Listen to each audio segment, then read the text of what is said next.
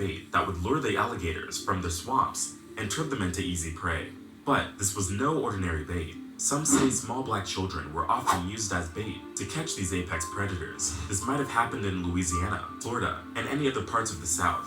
White men would come to steal the babies, sometimes in broad daylight, at other times, when the mothers weren't looking, and take these children to the swamp, put them in pens, or tie them with a rope and leave them right next to an alligator's den. In a matter of minutes, the alligators would come out and go after their prey. This is brutal, gut-wrenching. This is a vintage postcard from Florida. It depicted the horrible image of white people using children as alligator bait. Such a deep level of racism was highly prevalent in the American South and was often used to attract tourists, making it a hotspot for white hunters. During the Jim Crow era, African Americans lived a horrible life. They were often mistreated, beaten, and killed in the most brutal way imaginable. If there was a way to oppress, maim, murder, or use black people, they would find it. The atrocities were endless, and they were a part of normal life. Some reports show that black children being used as alligator bait really happened. It happened to real people. Even though it might not have been a highly common practice, it did happen in some regions, especially in the South. It is hard to even process how someone can think of something like that. But for the deformed and deranged human mind, atrocities such as these were deemed normal. That's because black people were seen as subhuman, worthless, and savage. And the lives of animals were considered more valuable than that of a black human child. Experts found a couple of news articles published in the 19th and 20th centuries. These written pieces contained evidence of this horrible activity. The children who were used as bait were probably not infants. They were taught to run out, sit, or make noises just at the right moment. When the alligator would burst out of its hiding place, the hunters would shoot. This created the perfect opportunity to catch the alligator off guard. Here's an article from the Washington Times from 1908. The word pickaninny is used to refer to a black child. This was a stereotype used to demean black children.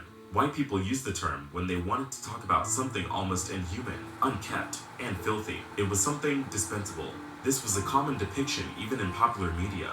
The article talks about a zookeeper sending 2 black children into a paddock with more than 25 alligators and crocodiles. The hungry reptiles started chasing the children. This was a tactic they used to lead the reptiles back into their tank so that the tourists could view the animals in the summer. But there is more. Here's another article, this time from Richmond Times-Dispatch, issued in 1919. Here, in this mini-story, we can see that the white community was not really happy with Florida authorities' decision to ban the use of African American children as gator bait. Then, it goes on to mock these children as if it was their fault for the sudden disappearance of alligators because they supposedly ate the pickaninnies and had digestive problems as a result. This is just vile. Here's another article from St. Louis Republic, published in 1902. This one described all the floats featured in the Veiled Prophet Parade of the city. The Veiled Prophet organization was a secret society established by a former Confederate soldier. He organized this parade to depict the history of the Louisiana Purchase. Float number 15, titled Plantation Life in Louisiana, showcased a scene where a massive alligator was depicted devouring a chubby young African-American child.